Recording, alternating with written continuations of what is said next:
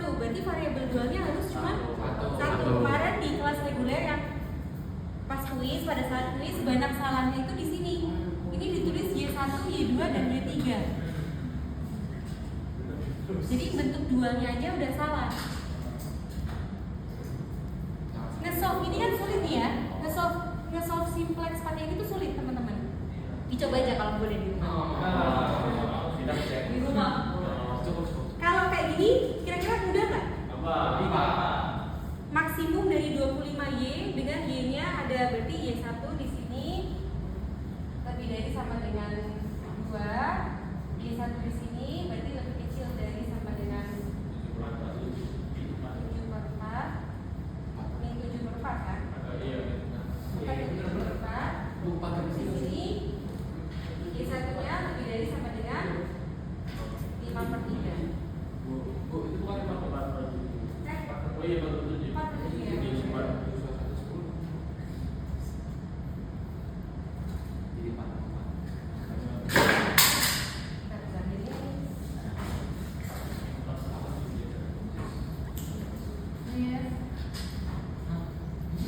Jadi Y1 lebih kecil dari 4/7 ya. Y1 lebih dari sama dengan apa? Itu kalau kami yang panelnya kan lebih dari 2/2-nya nggak diganti. Kenapa? Padahal pas di 2/2-nya tandanya nggak diganti. Ada apa? Di primer kan yang constraint-nya Ini kan right hand side jadi koefisien tujuan kan? Tanda yang mana? yang kalimat pas di constraint di 2/2-nya nggak ada di bracket. Oh iya ya, berarti ini bukan kita punya. Oh iya, berarti kita punya. Kalau dualnya variabelnya lebih dari 0, primanya ya benar primanya kecil ya, nggak ada saya. Pos. Oh. Tapi cara ngapus itu gimana sih teman-teman? Yang lihat Bu, yang ini Bu. Ini. Yuk, kita Bu. Habis ini. Oh iya benar. Siap. Berarti Y1-nya di sini berarti kita punya Y1-nya berarti dualnya lebih dari 0, Y1-nya jadi kurang dari sama dengan 2. Ya benar, berarti di sini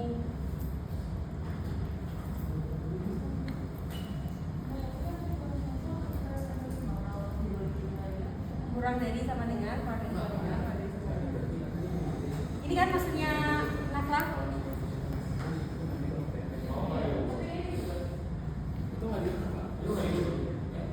Kan kalau dualnya ini kan lebih dari 0 kan variabelnya. Constraint-nya jadi kurang dari sama dengan. Kalau variabelnya lebih dari 0, Kalau min ke max nggak berubah Mas?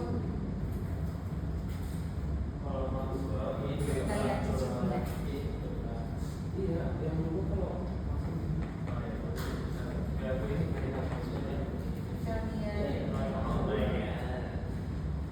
Tandanya ya, bukan tandanya itu berarti kalau in ke max berarti tandanya kalau variabelnya lebih dari 0, constraint-nya jadi kurang dari sama dengan. Ya benar, kurang dari sama dengan ini kurang dari sama dengan ya. Kurang dari sama dengan. Berarti di sini Y1-nya kurang dari sama dengan ini jadi lebih dari sama dengan 4/7. Terus ini Y1-nya jadi kurang dari sama dengan 5/7. Bu, Ya. kalau yang tabel itu mana? Kalau yang constraint itu Variabelnya kan dari variabel ke satu ya. Kalau minimasi berarti dari ini ke sini kan. Minimasinya variabel ini jadi constraint-nya kurang dari. yang nggak berubah itu kalau maksimas yang nggak berubah itu dari Enggak, bacanya tetap semua gini. Kalau kita baca dari max ke min, bacanya kalau variabelnya lebih dari 0, maka dia constraint-nya jadi lebih dari sama dengan. apa misal variabel sini baru yang oke aman. Ya, dari min ke max. Ya. Ya, constraint kedua minnya ada min kan? Ada min kan? Iya. Oh iya. Oke, kalau kayak gini berarti ya Mas? Kan ini konstrennya Y1 kurang dari sama dengan 2, Y1 kurang dari sama dengan 5/3, sama Y1 nya lebih dari sama dengan 4/7. Oke, berarti konstrennya adalah di sini kan? Berarti nilai maksimumnya Y, berarti nilainya di 5/3 kan? Berarti adalah 25 kali 5/3. Di sini adalah 125/3. Berarti find the optimal value of the objective function. Berarti di sini z-nya sama dengan 125/3. Nggak perlu pakai cara itu. Nah, ini baru nyari z-nya. Sekarang from A find the optimal x value. Sekarang kita tahu nilai z-nya sama dengan 125/3 kan? Tapi x-nya kita belum tahu kan nilai x3. Di sini kenapa saya kalau di sini kalau saya lebih prefer pakai complementary slackness, lebih gampang ya. Di sini kita dapat y-nya sama dengan 5/3 ya. Di sini y-nya sama dengan 5/3. Oke. Di sini berarti kita punya surplusnya. Di sini kita namain V1 aja deh. V1 sama dengan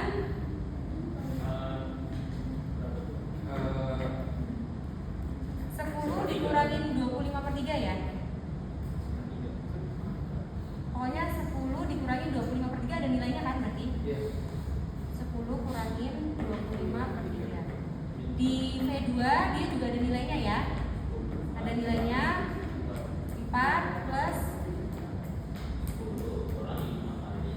35/3. Di sini V3-nya sama dengan 0 kan? Berarti habis kan? Y1-nya kan? V3-nya sama dengan 0 ya.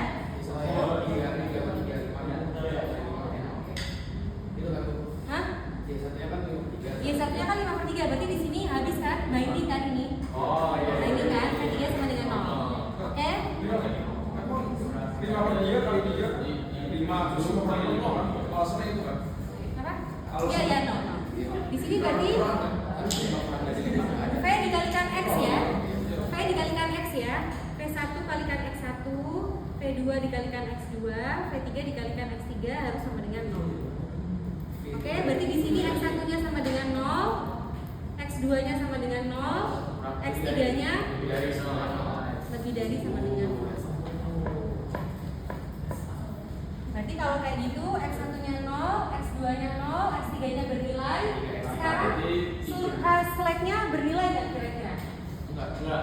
Karena Y-nya di sini positif, slack-nya 0 kan? Berarti ini sama dengan. Berarti X3-nya sama dengan 25/3. Bener ya? 125/3.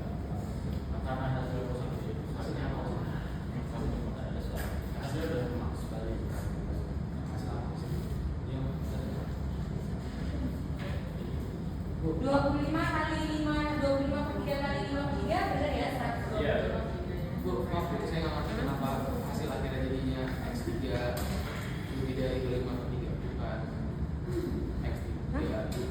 Tadi kan ini kan X3 bernilai kan? Iya. X3 bernilai. X1, X2 0. Sekarang sama dengan kan ini perlu select variabel kan? Select variabelnya karena Y-nya bernilai, select-nya 0 kan? VTX sama dengan 0. Jadi awal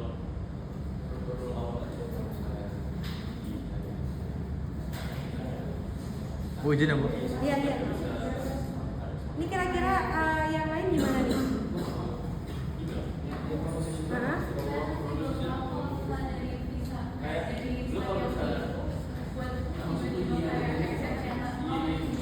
Jadi kita punya pasangan surplus atau slack dengan variabel aslinya dari lawan mainnya itu harus sama dengan 0. Oke? Kalau di sini kita punya surplus dari sini itu ada bernilai, V1 kan punya nilai.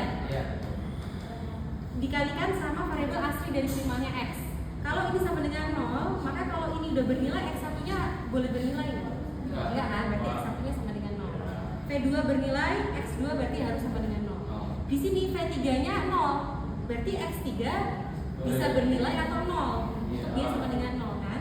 Di sini berarti kita masukin 0, 0, X3 bernilai. Tapi untuk ini kan kita punya satu lagi variabel kan untuk sama dengan, berarti adalah si select-nya.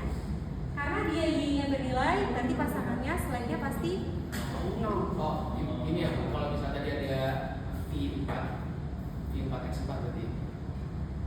Berarti bukan Iya. V4 tapi Y. Nah, iya. Berarti ada Iya.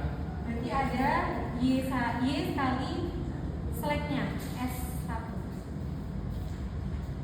Y kali S1 sama dengan 0. Berarti Y-nya bernilai, select-nya sama dengan 0. Emang ini karena tadi dari awal kita nggak berubah constraint itu jadi Harusnya ditulis sih, maksudnya harusnya emang kalau mau kan ini karena nggak cukup sih, jadi ini harusnya minus S1 kan. Nah, iya tadi habis Iya, kalau iya. karena Y-nya itu bernilai, minus S1-nya kan harus 0. Iya. Oke, akhirnya pakai itu udah 0.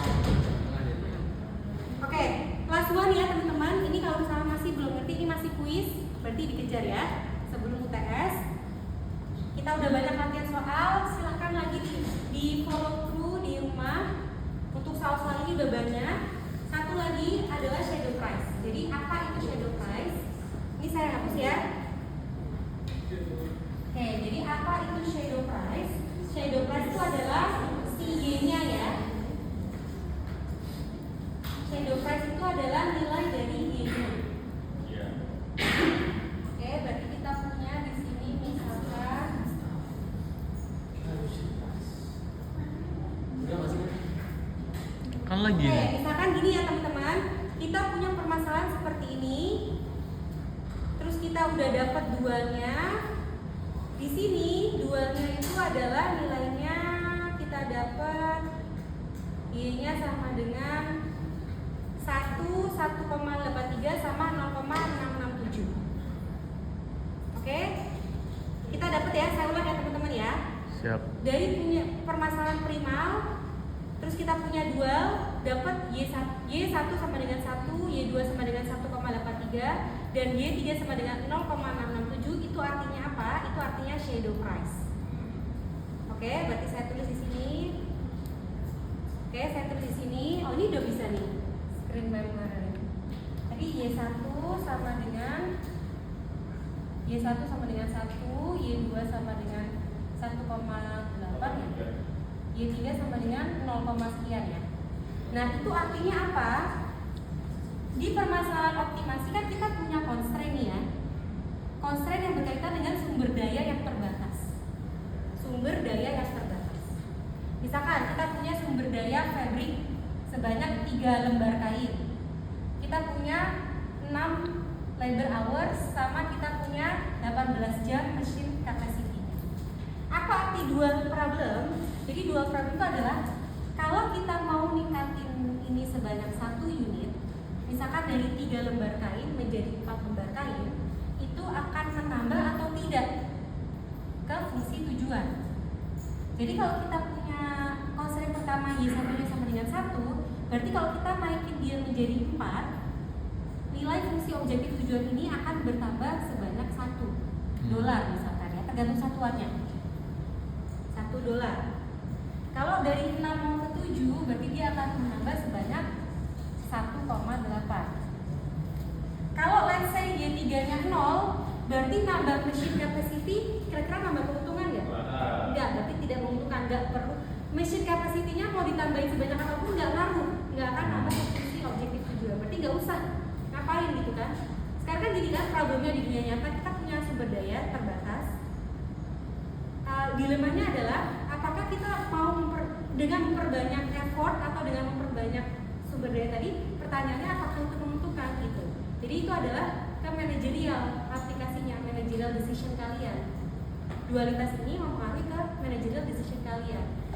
Karena dari duality inilah kita bisa tahu sumber daya kita tadi gitu ya. Sekarang pertanyaannya, kalau kita mau naikin, dia nambah sih $1.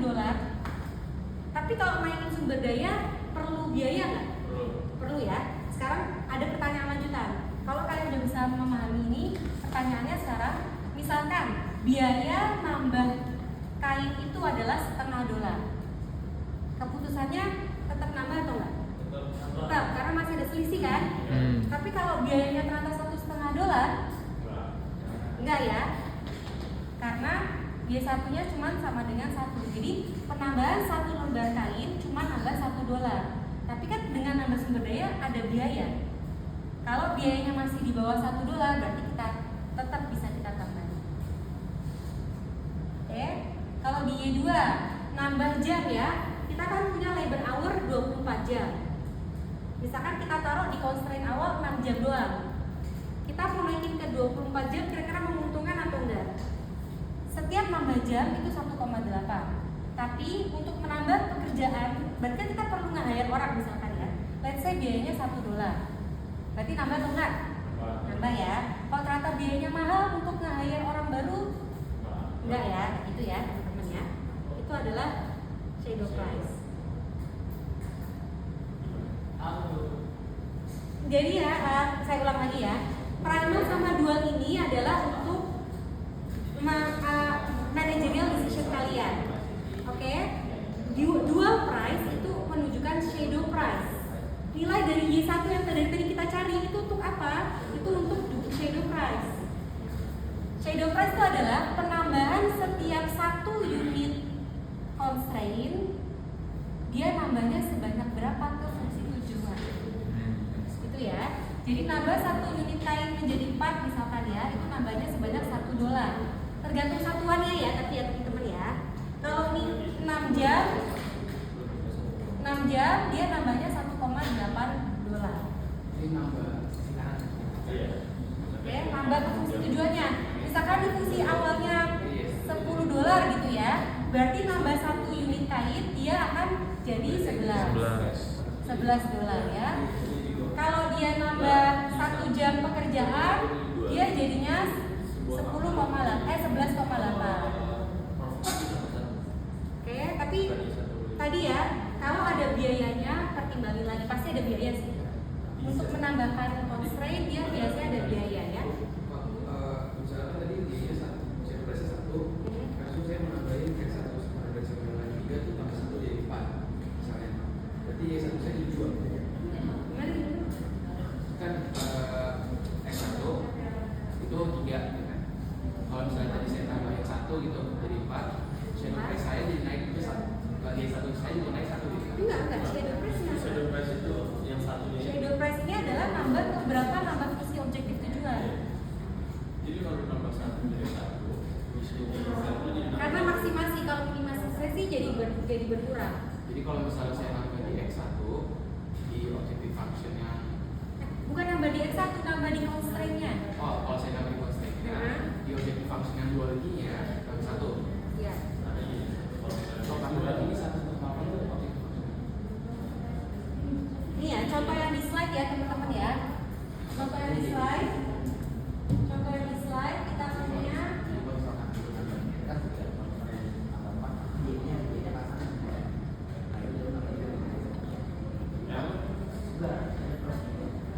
kita punya ini ya teman-teman ya, mau nge-produce table sama chair. Oke, di constraint yang pertama kita punya jumlah kayu sama punya jumlah jam kerja. Oke, di sini 2X1 plus X2 dia punya 6 unit kayu sama dia punya in total 6 jam kerja.